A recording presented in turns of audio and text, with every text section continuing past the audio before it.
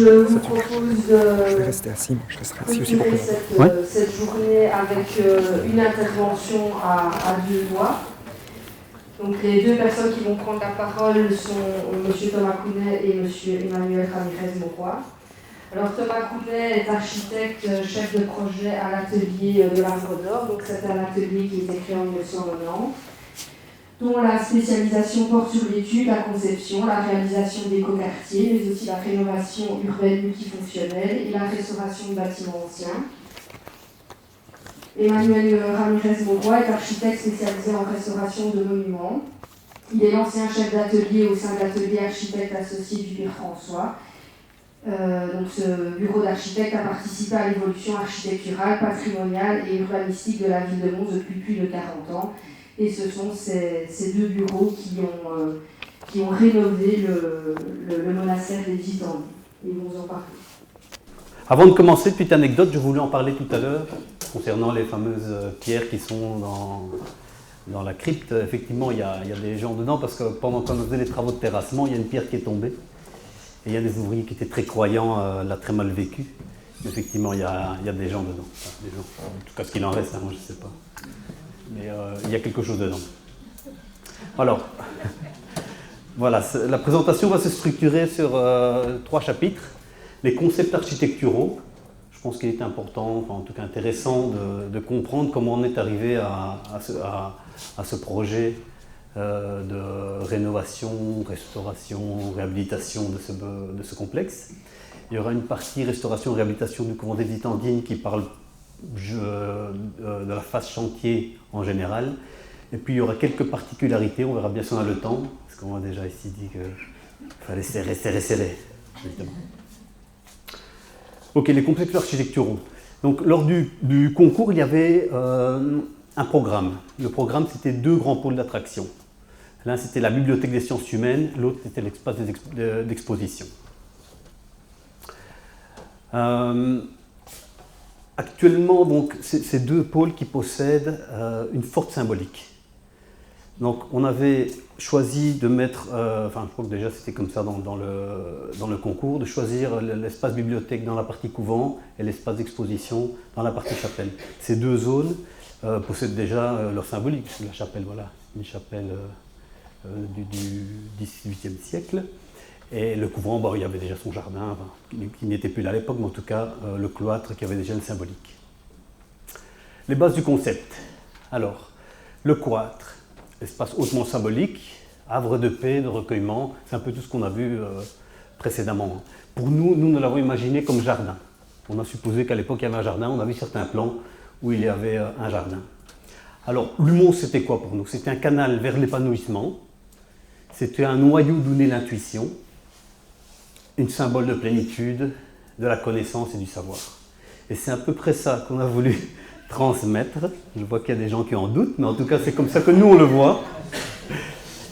Ça, c'était un peu comment on imaginait le monstre. Alors après, on a l'arbre. L'arbre, cette idée d'arbre qui nous vient de ce côté jardin que l'on imaginait dans le cloître, vénéré par les cultures depuis longtemps. Il a toujours été en étroite relation avec les hommes. Et alors, il a des symboliques diverses dans toutes les cultures et dans toutes les philosophies. Okay. Notre défi, c'était de concevoir un symbole, mais surtout un symbole qui respecte la philosophie et les valeurs de l'université. Parce qu'il y a eu des discussions là-dessus, on vient avec une université qui a ses valeurs, dans un bâtiment catholique. C'est toujours compliqué, dans le cadre d'une restauration, de devoir garder certains éléments, les croix, voilà. Mais en tout cas, on voulait apporter une symbolique, mais on ne veut pas l'imposer. Notre symbolique pour la verrière. Donc, toujours dans le cadre de ce jardin, nous avons imaginé un arbre qui se développe, qui va chercher dans ses racines le savoir, l'énergie, tout ce dont a besoin un étudiant pour grandir. Les racines représentent la stabilité, le tronc représente la solidité de l'humus. Les ramifications de branches, c'est le symbole de la vie perpétuelle et de l'évolution. Et alors, la neutralité de notre symbolique. c'est important de dire que dès le départ, on l'a bien souligné, on ne l'impose pas. On propose une symbolique, après il vient à chacun de choisir le type de... Comment il interprète en tout cas cette symbolique en fonction de ses valeurs, de ses religions, de ses pensées. Outre l'arbre qui est implanté, je pense que la plupart des gens connaissent, il y a ces tables de lecture qui sont aussi, qui ont un symbolisme par rapport à un limbe périnée, parce qu'on estimait qu'après avoir conçu ces tables, on ne pouvait pas juste implanter du mobilier un peu n'importe comment là au sol. On voulait quand même qu'il y ait toujours une symbolique qui soit liée à la nature. Donc. Ça, c'était pour la partie, donc, vous verrez des images par après, hein. C'était en tout cas pour la partie couvent. On a choisi donc d'apporter une symbolique dans le jardin. Ensuite, pour la chapelle, bon, là, on avait le symbole de la chapelle, mais on ne l'a pas préservé parce que de toute façon, quand on est arrivé sur place, il n'y avait plus rien. D'ailleurs, on ne savait pas trop, on va le voir plus tard, qu'il n'y avait plus rien derrière ces murs blancs. Mais en tout cas, ce que l'on a découvert quand on est rentré dans cette chapelle pour la première fois, et pour les personnes qui ont pu le voir, qui étaient toutes blanches, c'était un sentiment de profondeur, d'auteur et de luminosité. C'est vraiment les choses qu'on ressentait. Et c'était important pour nous de pouvoir les préserver. Donc respecter la grandeur de l'espace, maîtriser la lumière artificielle et naturelle, et alors s'approprier l'espace en se baladant partout dans le projet. Donc le respect de la grandeur dans notre projet, nous l'avons mis en place en limitant les cloisons, en limitant les barrières visuelles, je ne trouvais pas le terme, les barrières visuelles. Ce qui était important pour nous, en tout cas, c'est dès que l'on rentre dans la chapelle, dans le nouveau projet, on voulait qu'on puisse préserver cet aspect de profondeur, que depuis la porte, on puisse voir le fond de la chapelle, on puisse voir le plafond. Ce ne sont plus des voûtes actuellement, ce sont des ourdis. Et c'est pour ça que, si on voyait dans l'image là-bas à côté, on a maximisé les percements. Ça semble un peu tout déstructuré, mais tout a été pensé pour avoir des vues sur l'ancien chœur, pour avoir des vues sur le fond. Et je crois qu'actuellement, on le ressent. On ressent que c'est quelque chose, même si on a réussi à apporter de la surface, on n'a pas surchargé l'intérieur de la chapelle. Maîtriser la lumière artificielle, c'est toujours par ce même principe de percement. Donc on a créé des puits de lumière par lesquels la lumière vient s'infiltrer. Ces puits de lumière permettent d'illuminer jusqu'au rez-de-chaussée. Et pour tout ce qui est espace où il n'était pas possible d'apporter de la lumière naturelle, parce que voilà, on est quand même dans une structure qui fait 17 mètres de haut et on doit créer des planchers, on est venu travailler avec de la lumière artificielle pour permettre de créer des ambiances différentes en fonction des besoins de l'utilisateur. Appropriation de l'espace en s'élevant, ça c'était quelque chose qui nous tenait à cœur. En fait, on voulait que le visiteur et l'utilisateur puissent découvrir le bâtiment un peu comme nous on l'a découvert, c'est-à-dire découvrir chaque élément en parcourant l'exposition. Nous, on avait comme fonction là-bas, c'était un espace d'exposition, maintenant ça porte un nom. Mais on voulait que pendant tout le parcours, le visiteur puisse, en même temps qu'il découvre l'exposition, puisse découvrir certains éléments du bâtiment. Les restes, en tout cas, les voûtes. Vous savez qu'à l'époque du concours, on ne savait pas trop comment on allait gérer ça parce qu'on ne savait pas ce qui restait derrière. Les seules choses que nous connaissions, on va le voir après, c'était quelques photos d'archives, mais on a eu quelques surprises. Voilà, une ambiance métaphysique, parce que justement, ce que j'aime, je pense qu'on y est arrivé, parce que la plupart des gens qui vont là-bas, qui me rencontrent, ils me disent « mais pourquoi vous avez fait ça? Pourquoi il y a ça? C'est quoi ça? C'est quoi ça ?» Il y a toujours un questionnement dans ce bâtiment. Voilà, je laisse la parole à Thomas. Donc oui, moi je vais essayer de vous refaire, de vous faire vivre l'étape que nous avons vécue nous. Donc qui se situe entre tout ce que vous avez découvert depuis maintenant via les différents interlocuteurs et le bâtiment que vous connaissez maintenant. Donc, à savoir la phase de chantier. Je l'ai fait de manière plus soft, on va dire, au travers de photos. Bon, ça retrace un chantier qui a quand même compté 135, je pense, réunions. Donc, il y avait une certaine masse. J'ai fait un choix qui, fatalement, un peu subjectif. Mais voilà, l'idée est de parcourir chronologiquement plus ou moins et aussi par étapes les différents éléments qui ne sont en fait plus visibles maintenant parce que le bâtiment tel qu'il est fini, vous aurez l'occasion soit de le découvrir, soit de le redécouvrir tout à l'heure. Mais ici c'est plus montrer la spécificité du chantier que nous avons vécu à savoir que, hormis toute l'ambiance architecturale, enfin les interventions architecturales qu'on essaye de mettre en place, il y avait quand même un fameux défi technique, ce qui me permet d'ailleurs d'introduire le troisième membre de notre groupe, qui est le bureau d'études Grèche, qui n'est pas présent ici, mais donc qui a quand même œuvré pour tout ce qui est l'aspect technique spécial et stabilité du bâtiment. Et on va le voir, la rénovation a été quand même pas mal dictée par ces contraintes techniques. Donc il y a les contraintes patrimoniales dont on a déjà pu parler, mais il y a aussi tout ce qui concerne le respect de l'hygrométrie, de la température, qui sont dues à la programmation qu'on devait mettre en place dans le bâtiment. Toutes les contraintes liées au respect des normes incendie, puisque l'intervention réalisée a unifié de différents niveaux d'espace qui étaient initialement séparés. Donc on a créé un atrium, et l'atrium, vous savez qu'en Belgique, depuis l'incendie de Lino, c'est quelque chose qui n'est pas très facile à entendre pour les pompiers. Donc il y a une certaine, de grandes techniques qui ont dû être mises en œuvre pour répondre à ces demandes-là. Il y a aussi la PEB, tout ça, puisque comme la rénovation était quand même assez importante, on a attendu à faire de ce bâtiment un bâtiment actuel en fonction des normes que nous connaissons actuellement.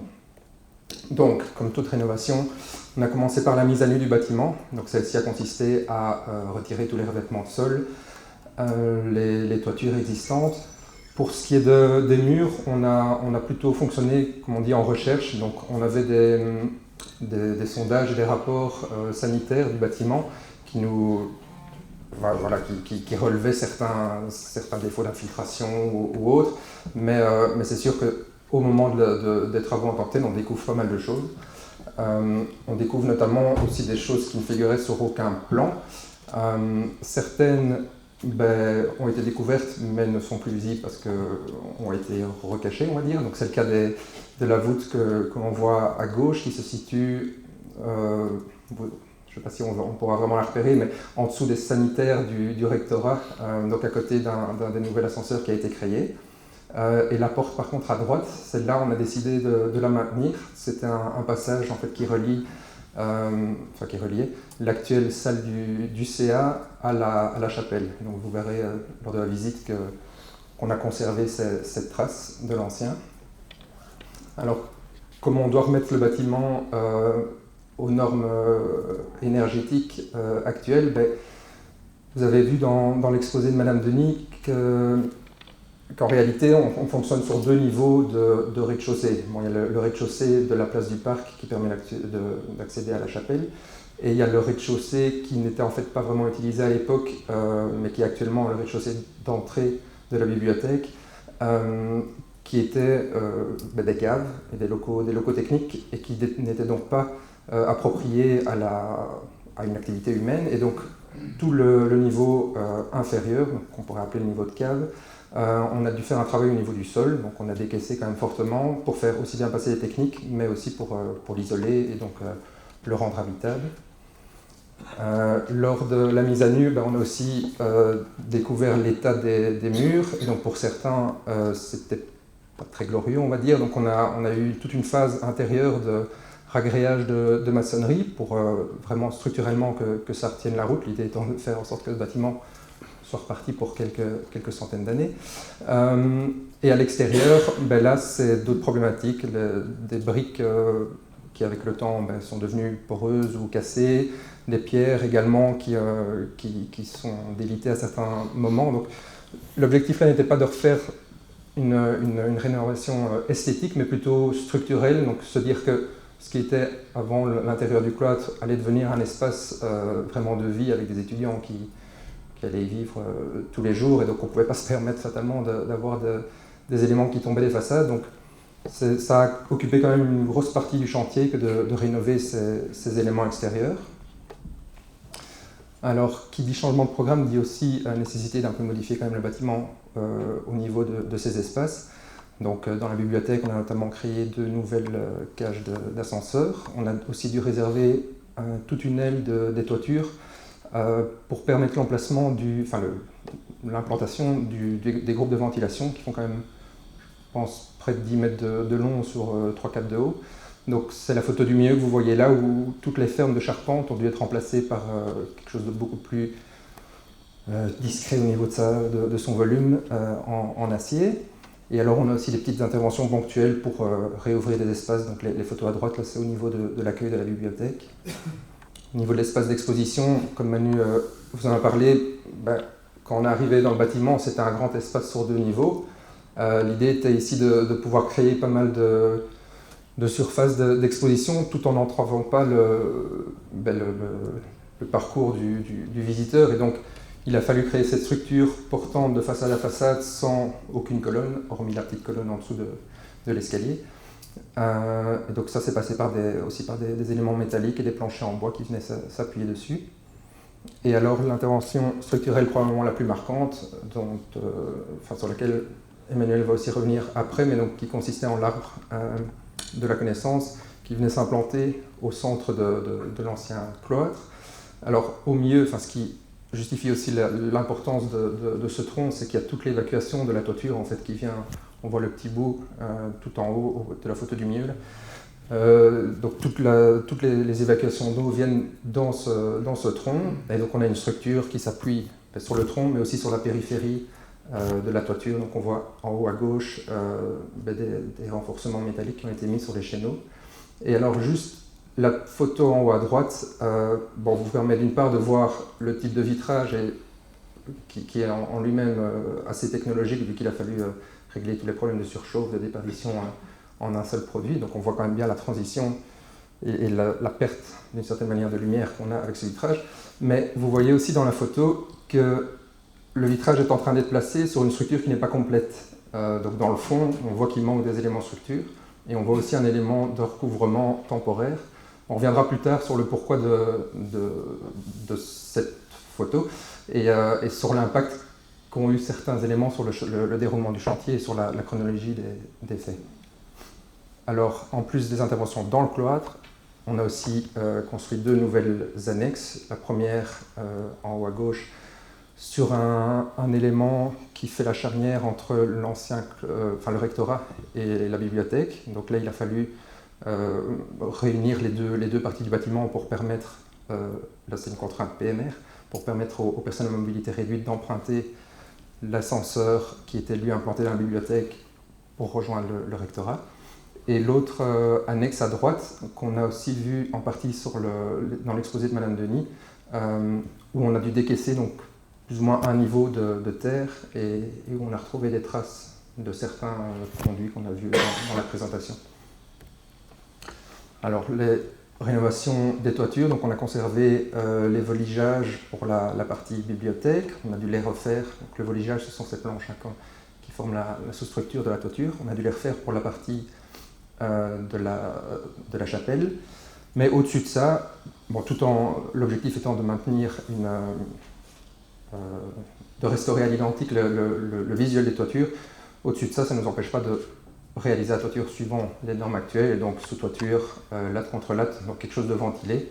On voit en fait bien sur la photo du milieu les 2 techniques. Donc sur le petit chien assis, la petite lucarne, on voit les ardoises posées à même le voligeage, donc ça c'est comme on faisait à l'époque. Et sur la partie à côté, la nouvelle manière de faire la toiture. Et donc on a tout remis à neuf, y compris les chéneaux, les différentes noues, toutes les ingrilles ont été refaites. À l'intérieur, isolation entre chevrons, plus doublage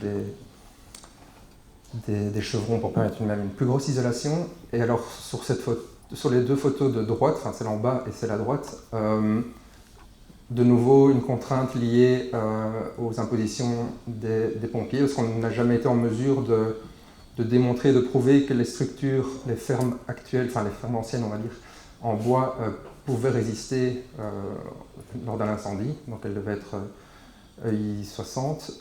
Comme on n'a pas pu prouver qu'elles pouvaient résister, on a été contraint de les habiller. Donc tout ce que vous voyez là, c'est un habillage purement anti-incendie, on va dire. Mais on a quand même souhaité conserver les anciennes traces pour, on le verra un peu plus loin, permettre le passage des nombreuses techniques qui passent dans cette partie-là du bâtiment.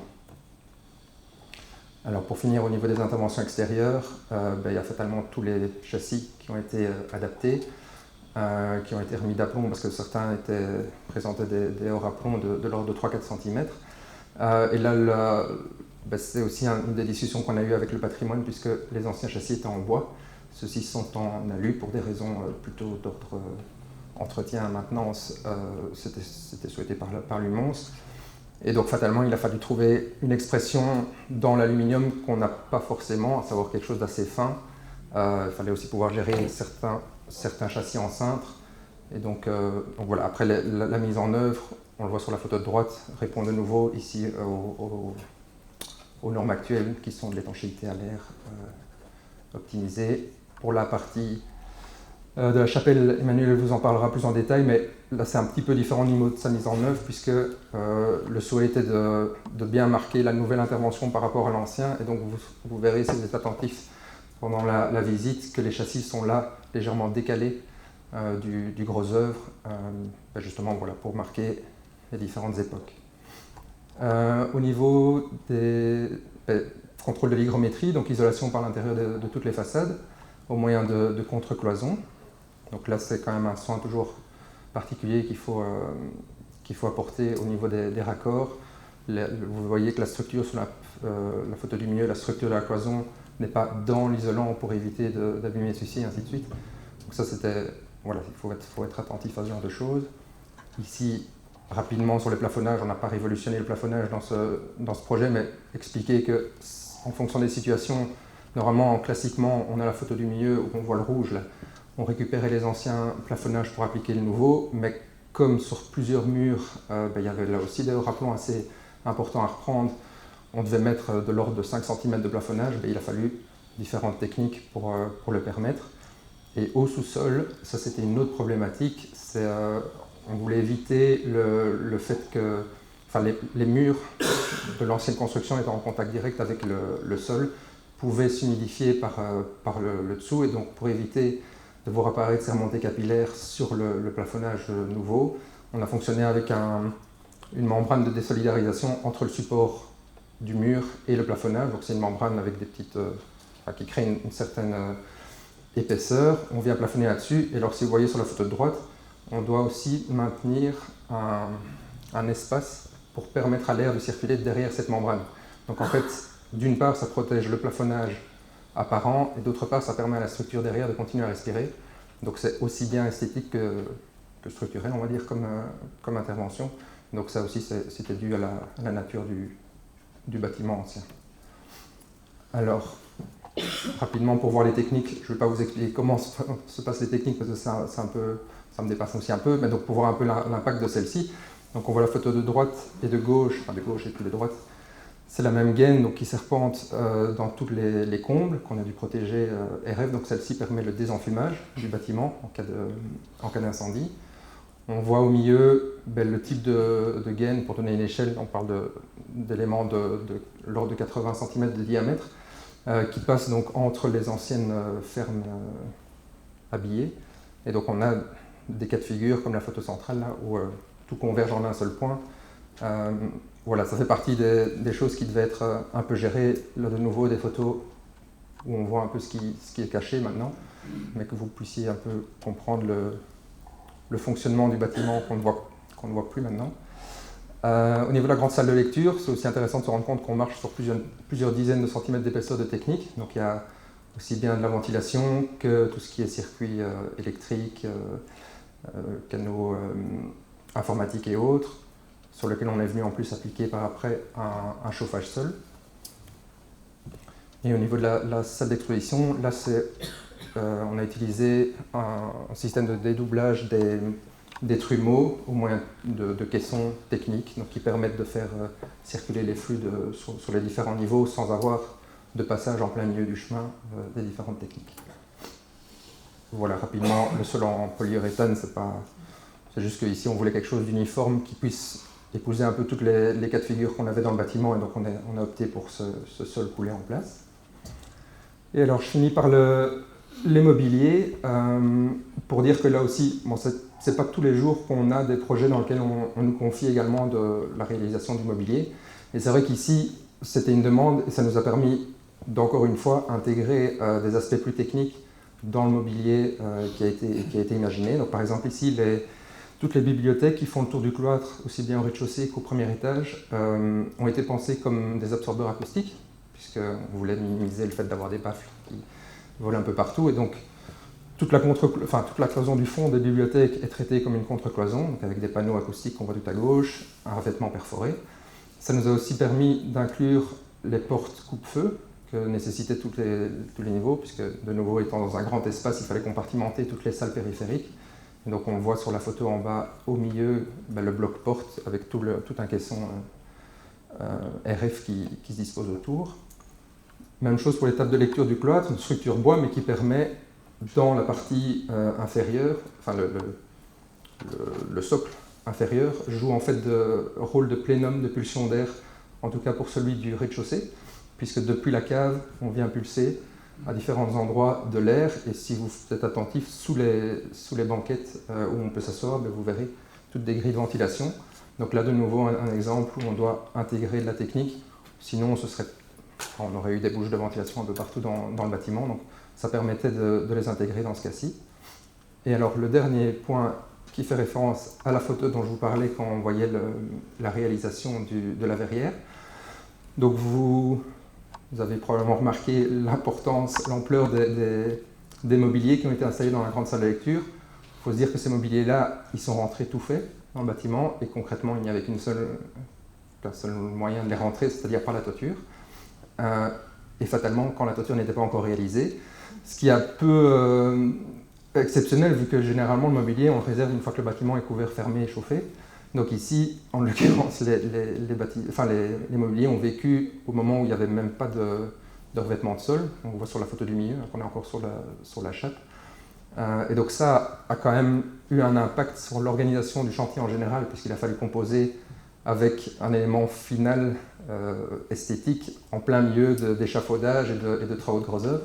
Donc voilà, ça montre aussi les petites particularités qu'on a rencontrées dans ce chantier et qui ont permis d'arriver à ce résultat qu'on connaît maintenant. Et ça, c'est une photo, je suis sûr que vous ne l'aurez jamais vue. Voilà. Dernière étape, les particularités. Voilà, ce sont certaines particularités que l'on a retrouvées en cours de chantier, ou même plutôt de l'élaboration jusqu'à la réalisation. Ici, j'avais fait un petit bref historique au cas où, mais quand je vois ce qui s'est passé ce matin, vous n'en avez pas besoin. Je voulais juste remarquer 2 dates pour nous, en tout cas, architectes importantes. C'est la restauration de l'édifice au milieu du XXe siècle et notre restauration, parce que c'est intéressant parfois de faire des comparatifs. Mais à mon avis, on n'aura pas le temps de passer tous les points. Parce que si je dois passer tous les points, je vais devoir me dépêcher, c'est pas agréable. Donc ce que je vais faire, on va étudier juste deux particularités. L'une qui sont les parements intérieurs de la chapelle et l'autre qui sont le clocheton, la restitution du clocheton, qui sont, je pense, 2 éléments assez intéressants. Le reste, c'est juste pour vous donner envie de venir une prochaine fois. Alors juste rapidement, sur la phase passée, c'est un chantier qui s'est déroulé en différentes phases. Donc il y avait une première phase qui était le clocheton, justement, dont on va parler après. Il y avait une deuxième phase qui était la façade de la chapelle, qui devait commencer avant la grande phase de restauration. Malheureusement, on a une entreprise, ça s'est mal passé, donc au final, cette phase-là a été intégrée dans la grande phase de restauration. Et les 2 autres petites phases qui faisaient partie de la façade, qui étaient la restauration des pots-à-feu, de la croix, des menuiseries, ont également été intégrées dans la grande restauration. Donc au final, il y a eu 3 phases. Donc le chantier s'étale depuis 2016 jusqu'en 2020. Alors, et ça, je trouve ça assez intéressant, on en a parlé tout à l'heure, de ces fameux parements.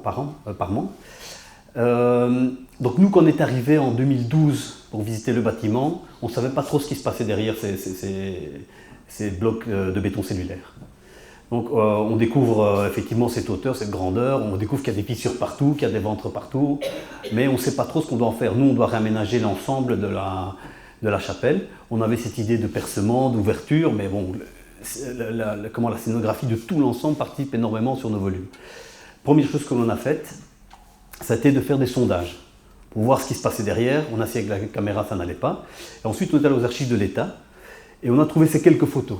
Et donc, on est parti sur un espoir de pouvoir retrouver ce genre d'éléments. Donc ça, c'est le chœur, ce qu'on voit là-bas, un petit chapiteau.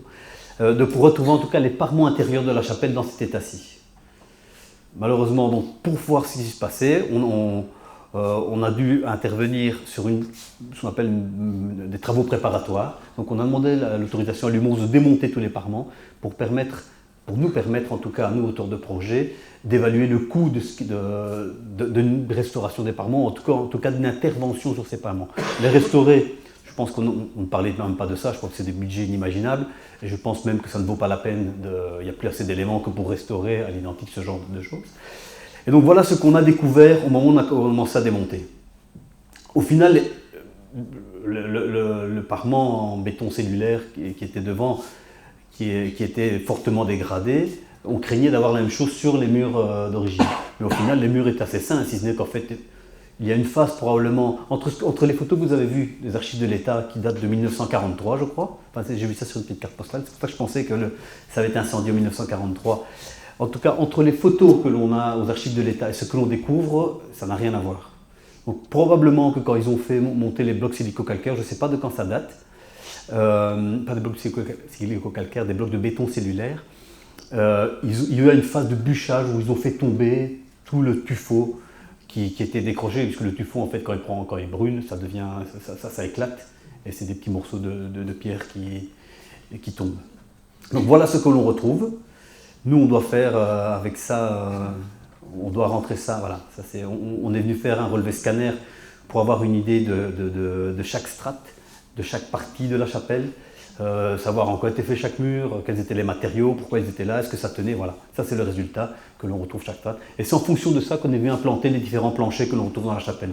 Voilà, parce que nous, on souhaitait, par exemple, on ne souhaitait pas cacher les parties de tuffeau. Justement, ces tuffeaux, c'était la grande question. Parce que nous, à la base, quand on a fait le projet tout au début, Giuseppe, qui était l'architecte concepteur du projet, Giuseppe Picaretta, était parti sur quelque chose de tout blanc. Lui, il avait l'idée de tout plafonner. Mais voilà, il ne savait pas ce qu'il y avait derrière. Donc, par exemple, moi, je lui avais expliqué que plafonner... Giuseppe Picaretta, c'est un architecte très contemporain. Lui, les petites pierres et tout ça, il n'aime pas. Enfin, ça lui fait rien du tout. Donc lui, il voyait tout droit. Je dis mais c'est pas possible parce qu'en partie haute, on a les anciennes naissances des voûtes qui n'existent plus. C'est ce qu'on voit là-bas tout en haut. J'avais un petit bic tout à l'heure. Il est ici. Vous voyez, voilà, ici. Là, donc on a une sorte de petite trompe comme ça qui monte. On a ici, ça devait être du plafonnage. Et puis ici, on a les anciens décors qui étaient en tuffeau. Mais donc, il ne reste rien du tout.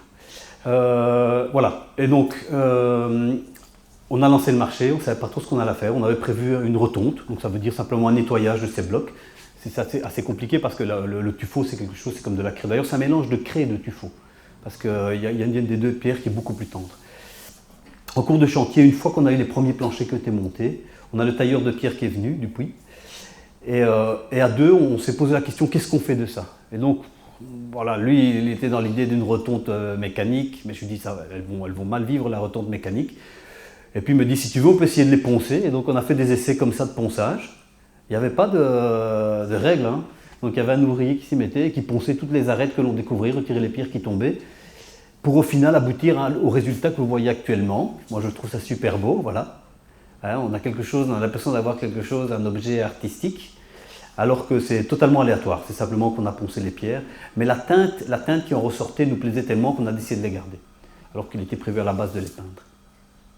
Et je pense que dans l'ensemble, quand on voit cette image-ci, c'était la manière idéale. Avec la nouvelle architecture qu'on est venu intégrer à l'intérieur, les techniques verticales, ça s'intégrait parfaitement. Alors, il y a eu la question des vitraux, puisqu'on est en train toujours de parler de ces façades, ça c'était une grosse discussion aussi. On a beaucoup parlé, si je peux revenir sur la précédente, on a beaucoup parlé, donc ça c'était l'idée principale. Vous ne les connaissez pas comme ça. Il y a une grosse discussion avec la commission en nous disant que les vitraux étaient trop contemporains, trop travaillés, est-ce que ça valait la peine d'aller jusque-là? Nous en fait, le tracé que vous voyez ici des vitraux est le résultat des vitraux que l'on retrouve. Celui-ci, qui a été modifié, celui-ci et celui qui est juste à côté. Ce sont donc des vitraux cintrés et courbes. Et donc, quand nous, on est arrivé sur le bâtiment, c'était ce principe-là. Il y avait une triangulation de partout pour pouvoir épouser les deux formes différentes. Et ça, c'est le résultat. C'est que pour pouvoir obtenir ceci, on devait travailler avec des triangulations partout. Et surtout pour les parties hautes. Et de ce fait-là, on s'est dit, on va tracer. Bon, voilà. À l'époque, il y a eu des discussions, il y a eu des échanges. On a discuté sur le fait que c'était trop chargé, que ça valait pas la peine, que voilà.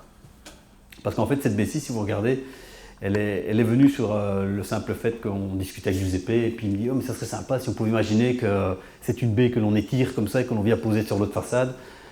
Moi, alors, quand il m'en a parlé, je lui ai dit techniquement je ne vois pas comment on va réaliser ça. Puis on l'a fait et au final ça a pris des heures d'études même avec l'entreprise, mais on y est arrivé. Le dessin originel a changé parce qu'effectivement techniquement on ne connaissait pas les capacités, tout ce qu'on pouvait faire avec le fer ou ce que l'on ne pouvait pas faire, mais on y est arrivé. Voilà, ici vous avez, voilà, ça c'est les différentes études et le résultat, vous voyez, donc finalement on n'a pu garder que la petite triangulation ici à l'extérieur et c'est très bien comme ça ouvre l'espace et c'est beaucoup plus serein. Le clocheton, ça c'est aussi une belle étape, hein. Donc le clocheton, il a été incendié en 2009. Il faisait pas vraiment partie du concours, mais il faisait pas partie, c'était un dossier séparé. Parce qu'il y avait l'intervention de l'assurance, voilà, il y avait des négociations, d'aller plus vite, il n'y avait pas de subside dessus, puisque quand il y a une assurance qui intervient, les subsides n'interviennent pas. Donc voilà, c'est pas le clocheton d'origine, c'est le clocheton du milieu du XXe siècle. Il a brûlé le 29 juin 2011. Je vais vous montrer ce qu'on a retrouvé. Voilà, ça c'est le clocheton, c'est la seule gravure que l'on retrouve, du clocheton qui date du XVIIIe siècle. Bon, il est plus ou moins profilé clocheton, moi on a toujours appelé ça clocheton, mais j'ai entendu que c'était un lanterneau à claire-voie. Mais c'est vrai que depuis le début, on appelait ça un clocheton. Le lanterneau, on va l'appeler correctement. On est toujours sur la même silhouette hein, quand on regarde. Je ne vais pas dire si les proportions seront exactes. Si ce n'est que celle-ci, on ne sait pas la manière dont il a travaillé, mais pour le moment, les assemblages, c'était des assemblages en bois, c'était des tenons mortaises. Ici, on est plutôt dans une structure avec une structure donc, du milieu du XXe siècle, qui sont avec des sections conventionnelles 8-23, rien d'exceptionnel. Et au final, nous, on a refait un travail plutôt qui a été travaillé avec le compagnon que je vais vous montrer par la suite. Ici, on va passer les images. Voilà, donc ça c'est la partie qui a brûlé. Ça, je trouve ça intéressant pour se rendre compte de la différence par rapport au milieu du XXe siècle, comment ils se protégeaient. Et nous, quand ils ont dû construire le clocheton, j'ai l'impression qu'on a construit une tour autour de ce clocheton pour juste mettre quelques trucs. D'ailleurs, il n'a pas été construit sur place, il a été construit au sol et on l'a seulement monté. Il a simplement été ardoisé sur place. Alors, les recherches qui nous ont pris énormément de temps, c'est qu'on ne savait pas en fait du tout comment il était fait ce clocheton. On ne connaissait pas sa structure, on ne savait pas s'il avait été fait suivant le même dessin que celui du XVIIIe siècle. Et donc avec Julien, on est allé pendant une journée complète aller ramasser, parce que lorsqu'il a brûlé, la commission a demandé à ce que l'on garde tout dans des sacs poubelles. C'est resté comme ça pendant, je crois, 4 ans. Tout était pourri. Nous, on a sorti tous les éléments, on les a mis de bout à bout. On a essayé de retrouver comment refaire le puzzle. Tout a été scanné. Je peux passer à la suite. Voilà, la croix, savoir comment était fait le poinçon, comment était accrochée cette croix. On avait du mal à comprendre comment était accrochée cette croix. On a été scanner les restes sur place. Voilà là-bas le pied du scanner.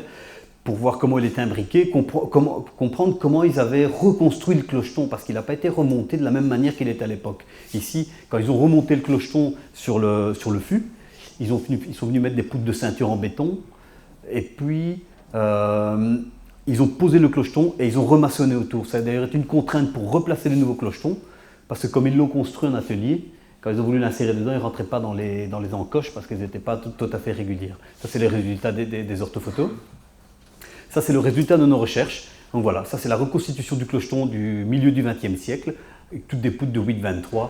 Ça, c'est ce qu'on a présenté. Ça, c'est l'étude réalisée par les compagnons charpentiers, l'entreprise Batté. Très bonne entreprise qui a tout refait, qui a tout recalculé, parce que j'avais demandé à ce qu'on soit plutôt dans des assemblages traditionnels. C'est beaucoup plus agréable et les proportions sont beaucoup plus belles. Démontage des rescatinés, ça en veut passer. Voilà, c'est donc je vais vous parler. Ça, c'est le fût. Vous voyez ici, vous avez deux ceintures en béton, une plus basse et une plus haute, qui avaient été coulées, qu'on a seulement découvertes par après. Et le clocheton devait rentrer dans ces encoches-là, mais il n'est pas rentré. Ça, c'était les visites en atelier. Très intéressant, parce que vous pouvez remarquer que ces assemblages, il n'y a rien de droit. Hein. Et vous ne saviez pas passer une feuille. Hein. Tout a été assemblé vraiment au millimètre près. C'était surprenant de voir comment ils ont exécuté ça. Une vraie œuvre d'art. Ça, c'est lors de la réception sur chantier. Et lorsqu'ils l'ont déposé, donc vous avez le fût, et puis ce qu'ils appellent le poivrier, monté, assemblé à l'étage. Tu peux continuer. Et puis, ça, c'est différents assemblages, les différentes marques. Il y a leur nom. Et ensuite, vous avez tout ce qui est ardoisage.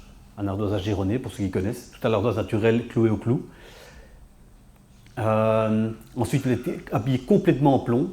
Là, on n'a pas beaucoup d'entreprises qui savent faire ce genre de travail, mais il a été rhabillé complètement en plomb pour éviter qu'on doive aller traiter les boiseries. Et puis, on a la calotte supérieure qui a également été complètement battue. Et le résultat ici, voilà, je pense que les différentes personnes, les différents artisans, les gens de la WAP qui sont venus voir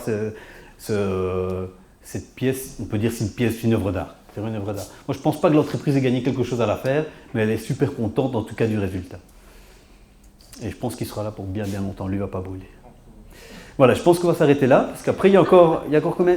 Sinon, il y a encore pour 2 heures. Hein. Il y a la même chose, mais non, on va s'arrêter là une prochaine fois, parce que je pense qu'effectivement, on a fait une longue journée. Et si je dois me presser, ça ne va pas être agréable, ni pour vous, ni pour moi. Donc autant clôturer ici, et peut-être nous aurons l'occasion d'en discuter une prochaine fois, voir tout ça. Voilà.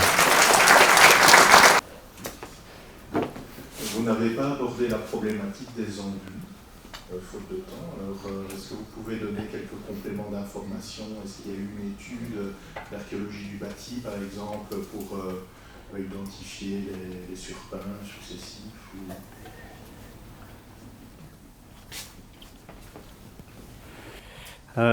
Surpeints successifs sur quelle partie? En intérieur ou en extérieur? En extérieur, il n'y avait pas de peinture. Il a été décidé plutôt de le badigeonner parce qu'on estimait qu'un bâtiment du 18e aurait dû être blanc. Donc ce n'est pas possible parce qu'on avait aussi c'est une discussion qu'il y a eu dans le cadre de la procédure de certificat de patrimoine où on a débattu sur le fait est-ce que c'est un badigeon rouge, ocre clair, ocre foncé, est-ce que c'est blanc. Et j'avoue qu'à la base, il a été décidé de le mettre en une teinte orangée. Et puis M. de Wesseler est arrivé sur le chantier, il a dit mais non, c'est pas possible. La partie avant, qui date plutôt du XVIIIe siècle, chapelle et de rectorat, dit c'est pas possible que ce soit cette teinte-là. Enfin, c'est des discussions. En tout cas, il m'a dit c'est pas possible. Moi, je dis moi, je suis pas historien, c'est vous l'expert. Moi, je suis là pour que ça soit bien fait. Et on a décidé de le mettre en blanc. Par contre, l'arrière, il y a des discussions sur le fait que ça devait aussi être badigeonné. Et il a dit que pour lui, comme c'était un bâtiment de type militaire, si je me souviens bien, que pour lui, ça devait rester de la brique. Qu'il ne devait pas être peint à l'époque. Mais c'est vrai que les images, les plantes permis sont tous finition badigeonnée. Donc même l'intérieur de la salle de lecture était a priori présenté comme devant être entièrement badigeonné de cette teinte orangée, rouge-orangée. Et c'est effectivement le caractère, l'utilité du bâtiment dans le temps qui a fait dire que c'était pas la coutume à l'époque et donc il n'y avait aucune raison de le refaire. Ce qui était une petite économie quand même. Mais maintenant, moi, parlant de toutes les études historiques que vous avez entendues ce matin, enfin moi je l'avais pas, j'avais pas entendu, j'avais discuté avec Marceline, j'avais entendu avec Mademoiselle Perrard quelquefois quelque chose comme ça, mais c'est vrai que en voyant tout l'historique du bâtiment, comment il évoluait, c'était pas un bâtiment militaire, ça a toujours été découvert. Et donc est-ce qu'on aurait dû repeindre, pas le repeindre? Il est très beau comme ça, et on va pas s'en plaindre. D'autres questions? On va à la chapelle. Oui. Ouais,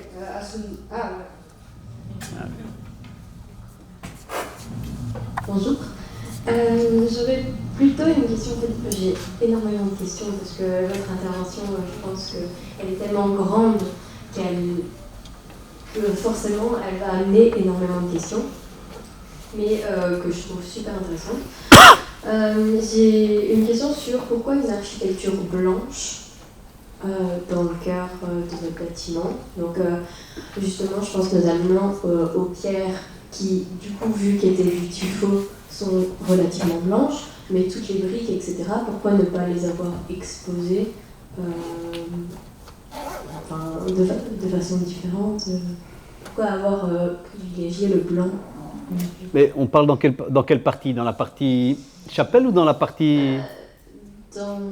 Dans les deux parties. Si vous regardez le corian blanc, tout blanc, oui. C'est simplement parce que j'avais un architecte concepteur qui aimait que tout soit blanc comme ça. Et que moi j'essayais de gérer un peu, parce qu'il ne faut pas les bloquer ces gens-là, il faut laisser faire ce qu'ils veulent pour avoir une... Si, c'est comme ça, les concepteurs, ça ne passe pas en phase chantier. Eux, ils conçoivent de belles choses, il ne faut pas les bloquer, sinon après, c'est pas beau. Et donc on le laissait faire. J'ai essayé de gérer un peu pour qu'on ait les pierres qui apparaissent. Mais non, depuis le départ, son idée c'était que ce soit blanc. Parce qu'on voulait surtout beaucoup de clarté. Apporter en tout cas dans la chapelle, dans les parties basses, des murs foncés, ça aurait renforcé l'effet d'enfermement.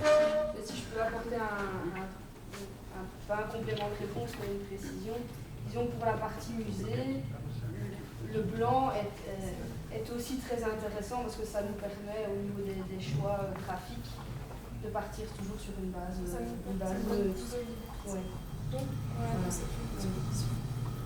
Après, concrètement, pour la partie bibliothèque, tout ce que vous aviez d'apparent, enfin de convenable en termes de briques est apparent. Quand on l'a vu, hein, quand on a retiré tout le plafonnage ancien, ça ressemblait plus à grand chose. On avait par contre initialement prévu de badigeonner les voûtes du cloître et aussi les voûtes de la salle CA, et finalement elles ont été maintenues apparentes. Donc à part ça, il n'y avait pas de briques vraiment qualitatives. J'avais une autre question. C'était en rapport avec justement un grand chantier comme ça. À un moment, vous êtes retrouvé avec une découverte d'une crypte, d'escaliers à des endroits où de base c'était même pas noté dans les plans. Comment vous avez réagi, mentalement, on va dire, pour se dire, par exemple, ça on va garder et ça on va pas garder. Par exemple, ça on va refermer. On va refermer tel escalier, mais celui-là on va le conserver. Sur base de quel texte, oui, et quels critères? On a trouvé deux pièces en fait. Il y a la crypte qu'on a présentée et il y a une autre qui a été découverte au moment où on a fait l'annexe côté rue du Rossignol. Il y avait un petit espace sous un escalier, vraiment pas utilisable. En fait, les deux pièces ne disposaient pas de lumière naturelle. Et les deux pièces devaient permettre de faire passer les techniques. Donc la première qui a été montrée, il y a maintenant un ascenseur qui tombe dedans. Elle était quand même fort humide et en l'occurrence elle ne permettait pas, l'escalier vous avez vu est assez abrupt, donc la rendre utilisable la dépense était peut-être trop importante par rapport à ce qu'on pouvait en récupérer. Et de l'autre côté, ça a servi aussi en fait de plénum pour faire passer des techniques qui, comme vous avez vu, sont assez conséquentes. Donc là, les choix n'ont pas été trop difficiles. Quand c'était par contre des découvertes dans le mur, là, comme on a vu la baie, là concrètement, il n'y avait pas de grand effort à faire pour pouvoir maintenir cette trace. Il y a une autre pierre qui a été montrée par Madame Denis, là, mais celle-là, par contre, je ne me souviens pas l'avoir vue, celle-là avec l'année au-dessus. C'est dans les caves. C'est dans les caves. C'est le numéro de la cellule. C'est pas dans ta partie. Ok. Voilà. Merci beaucoup. Ok, mais pour répondre aussi, quand on regarde, en fait, on a quand même discuté énormément avec les archéologues, on n'a pas demandé l'avis de Madame Denis, on a essayé d'avoir l'avis un peu de tout le monde. Après, on a des contraintes budgétaires, des contraintes de timing et des contraintes techniques qu'on peut faire. Mais par exemple, la chapelle, on a conservé tout ce qu'on a pu. Il y a des gens qui auraient retiré tout le tuffeau, qui l'auraient plafonné. Donc, voilà, la chapelle, voilà. Mais en soi, on n'a pas eu de grosses découvertes. Hein. Je pense que c'était un travail bien étudié. Non, mais c'est vrai, il n'y a pas une grosse découverte. S'il n'y a pas d'autres questions, je vais passer. Sinon, les envois par mail, là, on y répondra, parce qu'il y en a beaucoup.